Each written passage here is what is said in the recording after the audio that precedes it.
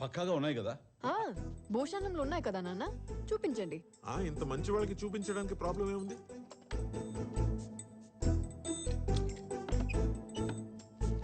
మంచిగా చెక్ చేయి. బాబు ఇక్కడ చూసుకో, అంత కరెక్ట్ గా ఉందా? మిమ్మల్ని అవమానిస్తాం అంకుల్. పర్ఫెక్ట్ నాయన.